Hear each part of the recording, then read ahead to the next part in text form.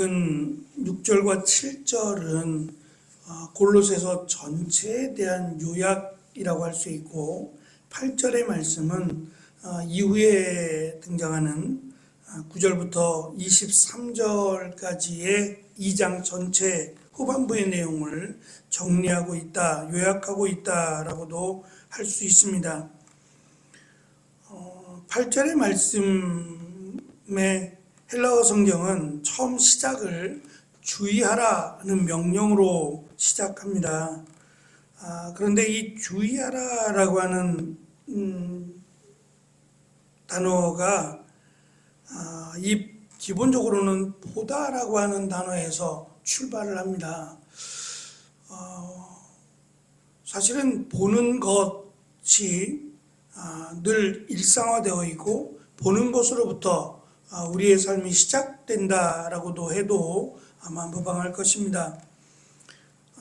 보는 것이 우리의 모든 것을 결정하고 선택할 수 있는 기준들이 되기 때문에 늘 내가 어디로 가야 할지, 또 어떤 것을 선택해야 될지를 이 결정할 때 가장 많은 영향을 미치는 것이 이 보는 것이기 때문에 아마도 보는 것에서 시작된 이 단어가 주의하라라고 하는 이런 단어가 되기도 합니다. 바울이 원하는 것은 너희가 그들에게 속아 잘못된 길로 가지 않는 것이라고 할 수 있습니다. 그것이 이 거짓 철학에 속아, 헛된 말과 거짓 철학에 속아 잘못된 길로 가는 것으로 번역을 했는데요. 이 헛된 말이라고 하는 이 단어가 헛된 계략이나 또는 악한 계략이라고 할 수 있고, 또 거짓 철학이라고 하는 것도 철학적인 생각을 의미하는 겁니다. 이 속는다는 말은 사실 사냥꾼이 먹잇감을 포획할 때 쓰는 그런 단어입니다. 다시 말하면 속지 않기가 참 어렵죠. 사냥꾼이 이 짐승들을 포획할 때 여러 가지 다양한 방법들, 그 짐승에 따른 다양한 방법들을 연구하고 그 다양한 방법들을 사용해서 포획을 합니다. 그러다 보니까 거의 실수가 없어요. 마찬가지로 그들이라고 소개하는 이 거짓 교사들인데, 거짓 교사들이 이 골로새 교회 성도들을 속이려고 하고 또 그들을 교묘하게 미혹시키려고 하는 것들이 아주 교묘하다는 겁니다. 그래서 이것으로부터 피해가기가 너무 어렵다라고 하는 것을 마치 사냥꾼이 먹잇감을 포획한다라고 하는 단어를 사용해서 지금 주의하라라고 하는 것을 설명을 합니다. 이 단어를 쓴 이유는 앞에서부터 시작하면서 설명했던 것처럼 에바브라라고 하는 사람으로부터 바울이 전해 들은 겁니다. 골로새 교회가 어떠한 어려움에 처해 있는지, 또 지금 이 에바브라가 볼 때에 감당하기 버거운, 그래서 명확하게 선을 그어야 될, 분별할 수 있는 기준들을 지금 바울에게 요청하고 있어서 바울이 이런 부분을 염두에 두고 지금 그들의 미혹으로부터, 이 거짓 속임으로부터 이겨내려면, 미혹당하지 않으려면 이 정확한 기준, 말씀에 대한 분별력이 있어야 한다라는 것을 염두에 두고 이 말씀을 기록하고 있는 겁니다. 이 철학적인 생각이라고 하는 것은 당시에 모든 사고 또는 모든 이상적인 것들의 기준이었어요. 그래서 유대교도 철학이라고 불렀어요. 우리가 지금 말할 때는 철학이라고 말을 하지만 그들이 말할 때는 거의 지혜에 가까운 것들입니다. 그러니까 사람들의 전통인데, 유대교 사람들의 오랜 전통, 이것이 그들이 볼 때는 철학적 사고였어요. 그러니까 유대교뿐만이 아니라 각자들 가지고 있는 오랜 시간 동안 정립되어 온 이런 철학적인 사고들은 그 나라를 대표하는 또는 그들의 신앙을 대표하는 것이라고 여겨왔어요. 그러니까 그만큼 함부로 할 수 없는, 정말 이것 때문에 목숨을 걸 만큼 굉장히 중요한 그 민족의 정체성이라고 할 수 있는 것들을 이 철학적 사고라고도 할 수 있을 겁니다. 헬라어는 지금 쉬운 성경은 아무래도 내용들을 좀 풀어서 설명을 하다 보니까 그 부분이 조금 아쉬운 점이 없지 않아 있는데, 헬라어 단어의 좀 쉽게 설명을 하면 한 번 더 반복하고 싶을 때, 한 번 더 정리하거나 한 번 더 반복하고 싶을 때 이 접속사라고 하는 단어를 통해서 예를 들면 내가 갑니다, 내가 가고 있습니다, 그리고 곧 도착할 겁니다 라고 쓰거나, 아니면 내가 갑니다, 즉 학교를 갑니다 라고 할 때 중간에 이 설명하는 이 단어가 접속사로 해석이 되거나, 아니면 이것을 강조할 때 똑같은 단어를 사용을 합니다. 그래서 지금 이 부분은 똑같은 그러니까 그리고라고 하는 접속사를 사용하지 않고 강조할 때, 강조해서 요약할 때 단어로 본다면 그 철학적인 생각, 다시 말하면 악한 계략이라고도 해석이 가능합니다. 그러니까 두 번을 반복해서 지금 이들이 말하고 있는 철학적인 생각들, 그것이 뭐냐면 악한 계략이라고 번역할 수 있는 겁니다. 바울은 두 번씩 반복해서 그들의 생각이 악하고 그들의 생각이 죄악된 것이다 라고 하는 것을 강조하고 싶었습니다. 그래서 8절에서 두 가지로 그들의 헛되고 악한 생각을 정리해 주고 있는데, 첫째는 모든 사람의 생각에서 비롯되었다라고 설명을 했는데, 이 말은 세상의 원리를 기초한 것이다 라고 하는 말입니다.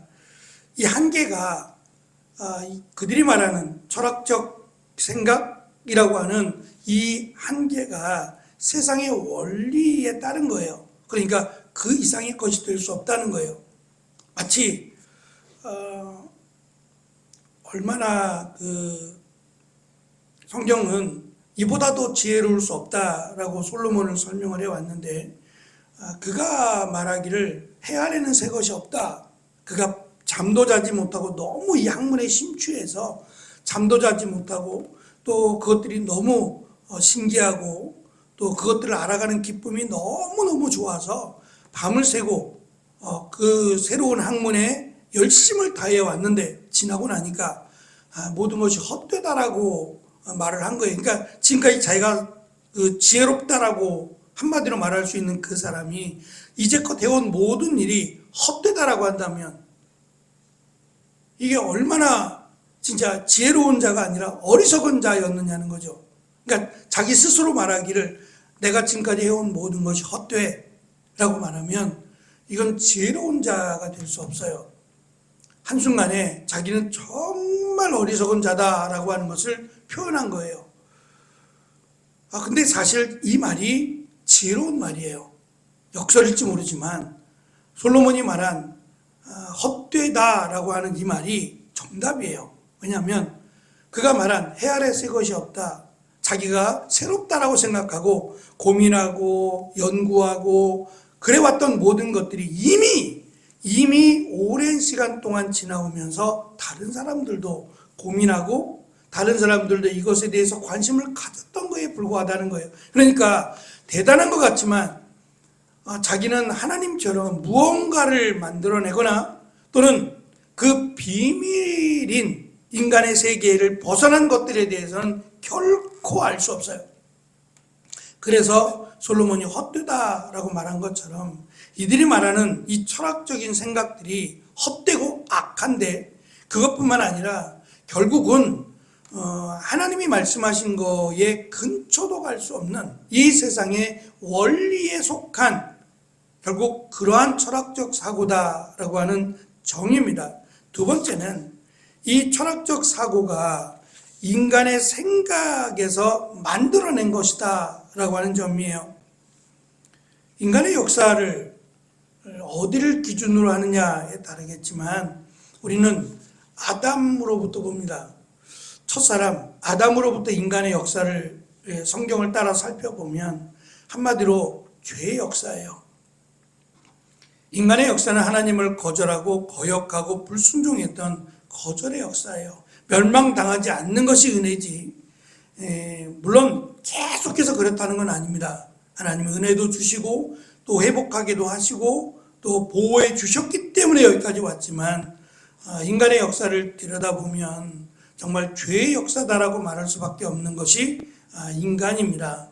그런데 그 인간이 만들어낸 철학적 사고라는 것이 얼마나 하나님 앞에 죄악이 되고 또 얼마나 그 하나님을 배반하는 역사겠느냐라고 하는 거죠. 그래서 그들의 철학적 사고가 어찌 보면 신선하기도 하고 새롭기도 하고 그럴듯하게 보이기도 합니다. 뒤에 설명이 나오겠지만 너희들이 예수 그리스도만 믿으면 구원을 받는 건 아니다. 왜냐하면 우리가 오랜 시간 동안 하나님을 섬겨보니 결국 할례라는 것도 필요하고 또 절기라는 걸 지키는 것도 필요하고, 그러니까 율법도 필요하고 다 필요하더라.